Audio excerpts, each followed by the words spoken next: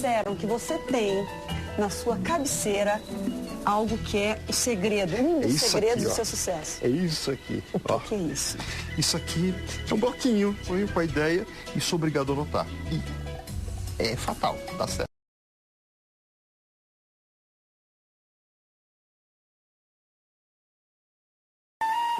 A doceira poetisa viveu 96 anos e realizou o sonho de terminar seus dias na Casa Velha da Ponte, ver suas poesias em livros, ter amigos de verdade.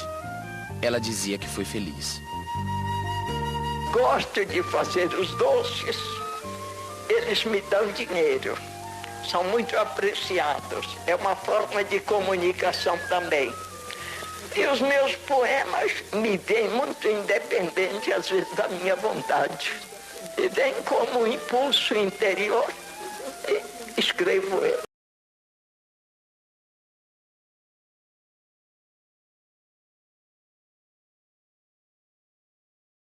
Tudo. E isso em música também, né? Eu fazia 3 músicas por dia. Era uma coisa e muito... Você psicografava as músicas, né? Eu costumo dizer isso, porque às vezes eu escrevo e não tô percebendo o que quer dizer. Eu fico, né, ali depois que eu escrevo é que eu vou ver o que é. Então, eu acho que é uma Chica Xavier. Por essa razão que os Espíritos dizem, muito lhe foi dado, muito lhe será cobrado, né? O principal vem pelas ideias, pela inspiração. Depois os braços se movimentam para realizar no plano material o que eles inspiram para nós. Então, meu amigo, faça a sua parte, você será feliz. Faça caridade, ajude o próximo. Não se convenceu? Quer mais exemplos de mediunidade e de que nada é nosso, tudo é emprestado? Veja mais então. O melhor acho que esse frescor mesmo, assim, a gente sentir dos 3 esse tesão ainda, sabe, pela novidade. Nesse disco, quando a gente compõe assim, a Paula manda as letras e tal, quando chegaram as letras desse disco, eu fiquei realmente... Não, eu fiquei... Você sente que ali é onde nasce tudo, né, no repertório, porque assim, a parte de estúdio a gente domina de uma certa forma, já sabe que não vai fazer, já tem um certo domínio, né, mas o repertório a gente não sabe. Depende muito de inspiração, de fatores que você não sabe, né, o que são exatamente, você não tem domínio sobre isso. Né? Sucesso é um segredo, né? E mesmo nem assim, quem faz o sucesso sabe muito bem não o sabe segredo, mesmo. Né? Assim, e quando chegaram as letras, eu senti muito isso, sabe? Assim, tá garantido até a Copa de 2020, sabe? Porque é uma coisa que ainda está viva, ainda tem um empenho, sabe? Uma coisa de estar ali colocado inteiro, de corpo e alma, então isso é muito legal. Divaldo, então, no dia a dia, uma reunião, por exemplo, de negócios, estão ali os espíritos interferindo no pensamento das pessoas. Também nas grandes descobertas científicas, também na alta tecnologia, na ciência, na medicina, em todas essas situações nós podemos ter essa visão, que espíritos, que são aqueles que não têm o corpo de carne, estão interferindo. Sem a menor dúvida. É curioso notar muitas vezes que o indivíduo está no ideal, trabalhando exaustivamente para lograr o êxito, e chega um momento de desânimo. Os insucessos são tantos, as experiências malogradas, e naquele momento a pessoa diz, não vou tentar mais. E súbito um ânimo novo, uma energia diferente, um entusiasmo, não, já cheguei até aqui, não vou parar. É uma interferência espiritual. Muitas vezes, nos grandes negócios, o indivíduo pode estar sendo arrastado por alguém mais astuto e deixa-se levar porque acredita no outro. E súbito, em face da sua vida superior, de conduta nobre, ele para e diz algo, parece que não está bem. Ele pressente. Este pressentimento é uma intuição, é uma interferência de um espírito bom na sua vida. Como também no sentido oposto, a pessoa está em paz e de repente chega-lhe uma ideia tão perturbadora que ele tira a tranquilidade e ele começa agora a ruminar pensamentos que são muito destrutivos. E aquela alegria e a paz de que ele se encontrava possuído cede lugar a um transtorno, interferência de um pensamento espiritual negativo. E nesse caso, Divaldo, a oração, a prece, qual é a importância que tem nesse momento? É uma importância relevante, porque é terapêutico. Se neste momento que vamos escorregando, dissemos, meu Deus, e dermos o nosso grito silencioso, falarmos com Deus. As pessoas sempre pensam que orar é deter-se em palavras repetitivas, em monólogos exaustivos sem a contribuição do coração. No entanto, no momento deste, nós damos um grito à divindade: meu Deus, ajude-me. E mudamos a paisagem mental, o direcionamento da nossa aspiração. Logo, aquela neblina que nos perturbava cede lugar ao sol da paz. E nós voltamos à harmonia, levantamo-nos e até dizemos: ufa, que coisa curiosa, como eu estava derrapando na direção de uma coisa desagradável. A oração é preventiva.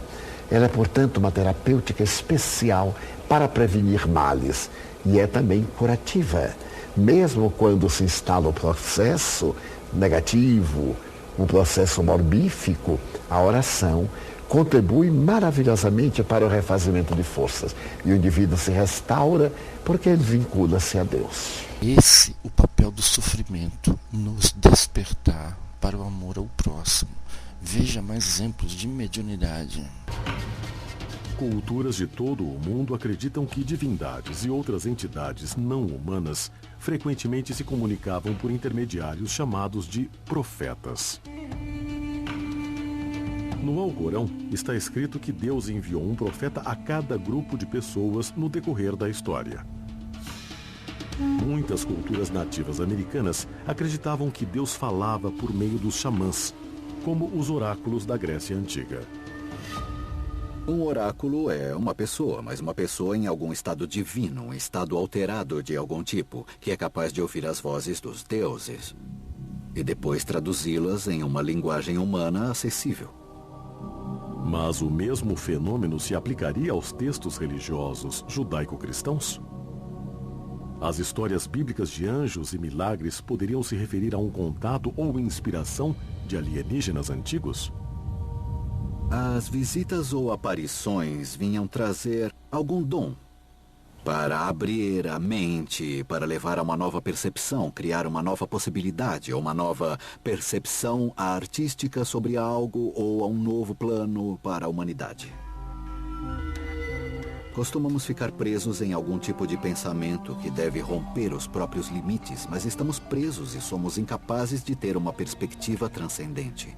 E é isso que a visita torna possível. Universidade de Cambridge, Inglaterra, fevereiro de 1913. O professor de matemática Gottfried Hardy recebeu uma carta com teoremas complexos e fórmulas matemáticas, escrita por Srinivasa Ramanujan, um indiano de 26 anos. O professor ficou atônito com o que leu. Hardy olhou todos os teoremas e disse: meu Deus, eu nunca vi nada desse jeito. Isto é uma matemática muito avançada. É tão intrincada e complexa que ninguém poderia ter criado isso por pura imaginação. Tem que haver algo aqui. Reconhecidamente gênio e prodígio matemático desde a infância, Ramanujan era muito religioso. E várias vezes disse que as descobertas eram comunicadas a ele em sonhos pela deusa hindu Namagiri. Nas décadas seguintes, seus teoremas mostraram-se valiosos para os que trabalham em campos avançados, como a teoria das cordas. Toda a ciência de que precisamos para conseguir criar portais estelares, mecanismos de acesso hiperdimensional, levitação, teletransporte, tudo isso precisa de uma base matemática. E o mais próximo que temos disso neste momento são as equações de Ramanujan que deciframos até agora e que vieram a ele diretamente dessa deusa que lhe aparecia em sonhos. Na vida comum, a alma entra em ressonância com as correntes mentais em que respiram as almas que se assemelham. Quer dizer, bêbado se comunica com bêbado, intelectual com intelectual. Assimilamos os pensamentos daqueles que pensam como pensamos. Se você é violento, você assimila a pensamento de violento. É que sentindo, mentalizando, falando ou agindo, sintonizamos-nos com as emoções e as ideias de todas as pessoas encarnadas e desencarnadas da nossa faixa de simpatia. Então, meu amigo, se você pensa em assaltar um banco, você vai sintonizar com assaltantes desencarnados, encarnados que vão te ajudar. Estamos invariavelmente atraindo ou repelindo recursos mentais que se agregam aos nossos, fortificando-nos para o bem ou para o mal, segundo a direção que escolhemos. O livro é o Pensamento e Vida, o espírito é o mais evoluído do espiritismo. Emmanuel. Conclusão: nada é nosso, tudo vem de Deus, através dos espíritos que são como nós, mas sem o corpo. Faça o bem ao máximo e ame. Jesus disse tudo em poucas palavras: amai a Deus com todo o seu entendimento e ao próximo como a si mesmo. Você tem inteligência, você tem conhecimento, ou você tem dinheiro, use em favor ao próximo o máximo que você puder, e você vai ver o retorno da felicidade e da paz. Você vai comprovar o que eu estou te dizendo. O filósofo grego Platão documentou a história de um soldado chamado que disse que foi ferido em batalha e viu sua alma deixar o corpo, e caminhou com vários deuses através de um túnel de luz para um lugar misterioso. Os deuses mostraram a que as almas boas eram mandadas para o paraíso e gloriosamente recompensadas. Mas as almas más eram mandadas a um reino onde eram punidas, depois purificadas e depois ressuscitadas. É muito interessante. Ele diz não só que viu que havia recompensas e castigos, mas também viu que as almas eram reencarnadas. Esse é o aspecto radical da coisa, algo totalmente novo. No mundo grego havia um conceito de alma, não só como imortal, mas que reencarna perpetuamente. O que empolga é que há muitas evidências apontando para a realidade da alma. Em outras palavras, parece haver em nós uma parte espiritual, sobrenatural, não física, que transcende e sobrevive à morte e que prossegue e vive para sempre. Serão esses relatos de experiências de quase morte prova de vida após a morte?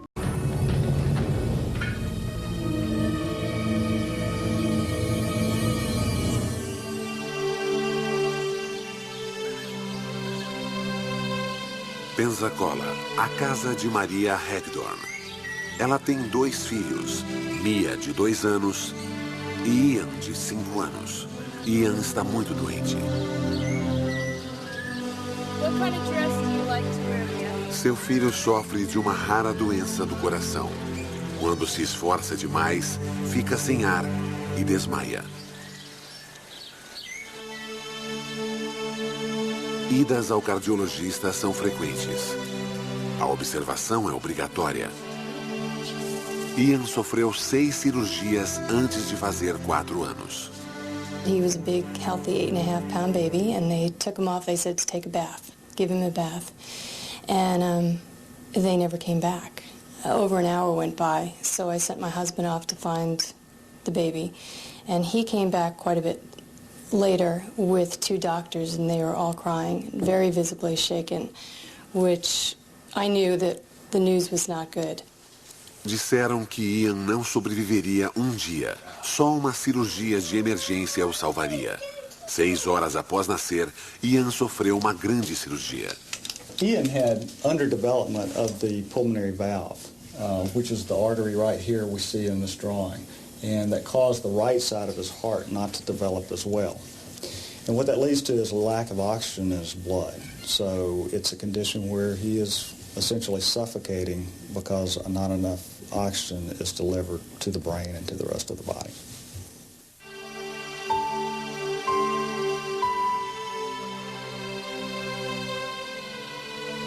A cirurgia correu bem. Após 9 horas, os médicos repararam a válvula. Mas o subdesenvolvimento do lado direito do coração levaria tempo e mais cirurgias.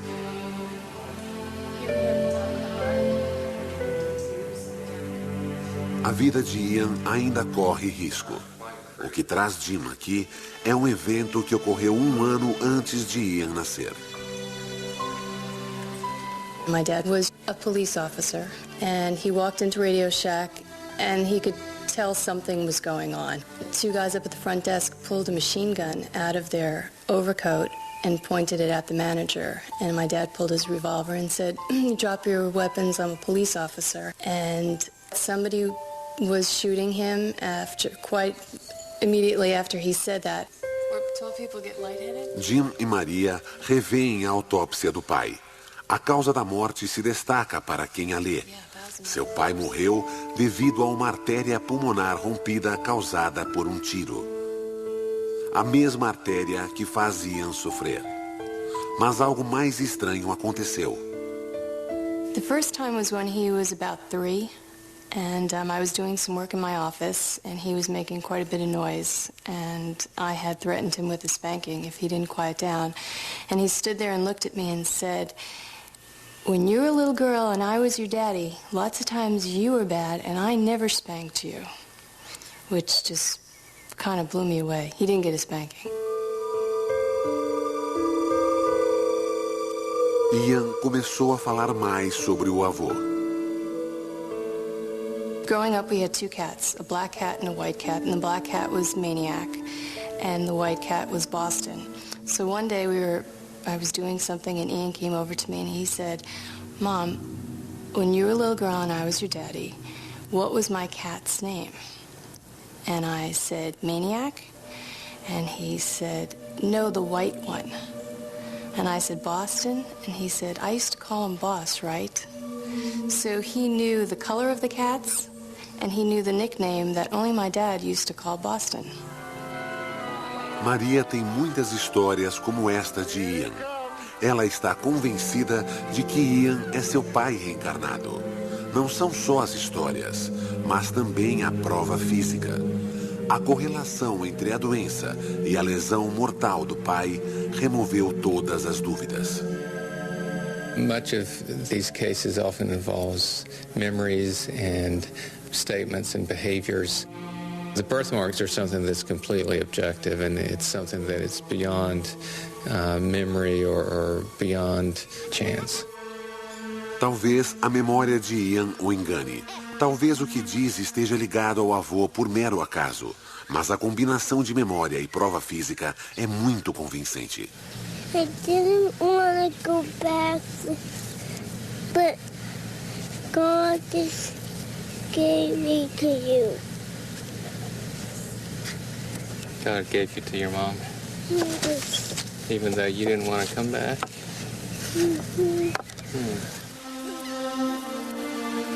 O caso de Ian Hagdorn exige a pergunta: o que significam todas essas provas? There are obviously huge questions here which we haven't even begun to try to answer, such as, is there a soul? If so, what does that term even mean? How does it get carried over from one life to the next? When you look at all these cases, you can certainly focus on the weaknesses if you choose to. But I think there's also enough here so that if you choose, you can step back and say that there may just be something remarkable going on.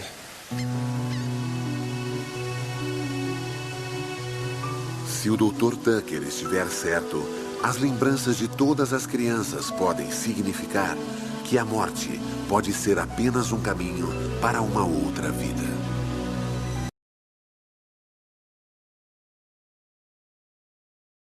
Evolução. E a evolução, ela dá provimento à lei da imortalidade. Imortal. É tudo se encadeia. É uma sequência.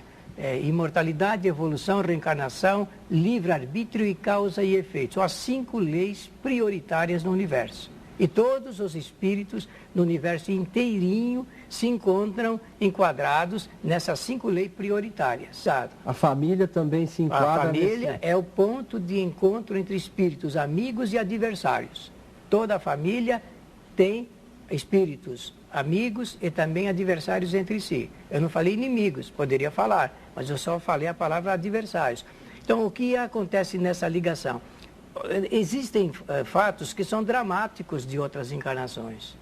Que se o espírito ele se lembrar desses fatos, dependendo da sua situação moral, ele não consegue resistir. Imagine numa família em que os espíritos começam a se lembrar que eles são inimigos, adversários, um destruir o outro e outros fatos. Isso poderia causar um dissabor e uma falta de possibilidade do espírito reacertar. Então a não lembrança não é esquecimento.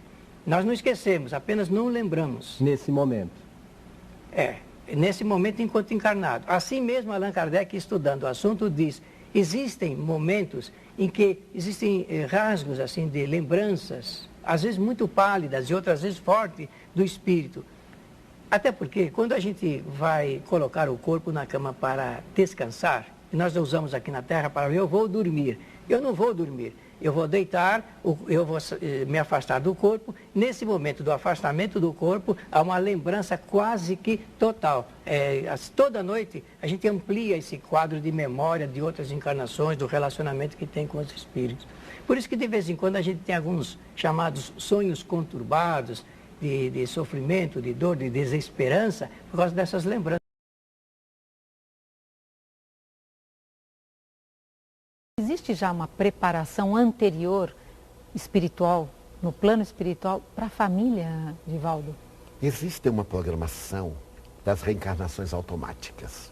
Os tipos comuns, por automatismo, reencarnam-se.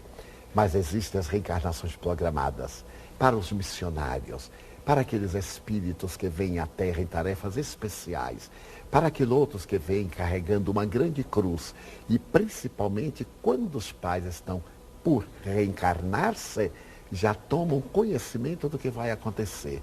Como no caso de Sigismundo, os pais desdobrados parcialmente pelo sono fisiológico são levados ao além para acompanhar toda a preparação daquele futuro corpo e daquele espírito que vem para o seu lar. Sim, existe uma preparação no mundo espiritual. E muitas vezes quando alguém me diz, eu não pedi para nascer, digo, realmente não pediu, suplicou. Suplicou de joelhos. E Deus, por misericórdia, ele atendeu. Só que você esqueceu. Provas obtidas pela observação, isso é o que constitui a ciência. Funciona desse jeito. Vejo um gato entrando numa ponta de um cano.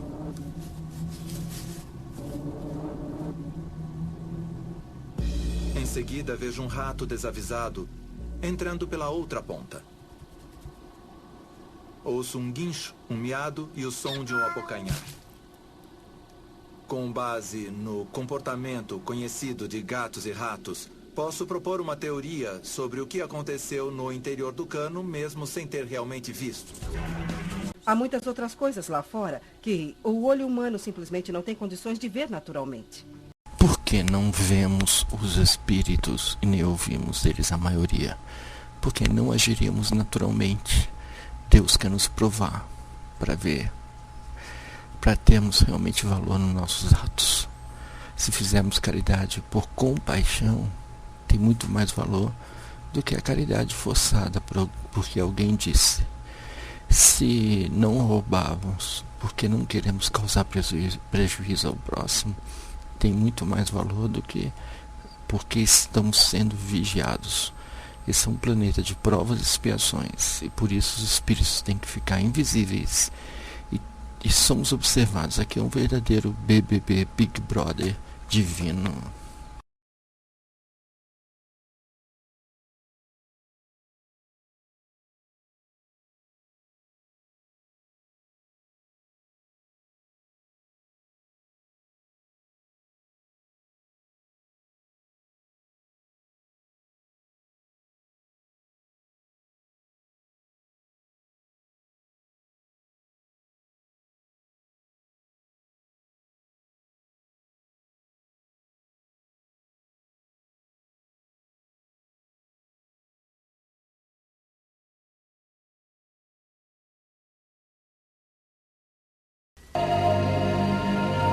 Eu tive uma visão com a madrinha da minha mãe, que eu chamava de Tia Mary. Ela havia morrido 9 meses atrás e apareceu na minha frente, só a imagem do rosto dela. E ela disse, você vai ficar bem. A evolução faz-se através do amor. O amor é o link que nos vincula à divindade. Até mesmo a lei de adoração. Ação da dor. Adoração. Então a dor deve levar-nos à ação do bem. Mas quando nós estamos diante da dor, poderemos recordar que estamos na Terra não para sofrer, repito o que disse no outro programa, mas para recuperar. Através do amor, nós nos recuperamos dos males que fizemos. Dizem os espíritos que se eu contrair um débito muito grave, eu tanto poderei pagá-lo de uma vez, através de uma expiação dolorosa, ou pagá-lo através do bem que eu faça, porque a lei divina não é de cobrança, é de reparação das suas vibrações. Quando eu ajo mal, ondas vibratórias desequilibradas circulam em torno de mim. Aquelas ondas do bem que eu vá realizando vão diminuindo até anular. O processo ideal para a evolução é o amor. E quando nós não obedecemos às leis de amor, a dor instala-se-nos e somos convidados ao resgate. Existem 3 estágios. A cultura indiana entende a família como passando por 3 estágios. Quais seriam eles, Divaldo? O primeiro estágio em que o filho pertence aos pais. O segundo estágio em que o filho sai para casar, o filho ou filha sai para casar e pertence à família que cria. O terceiro estágio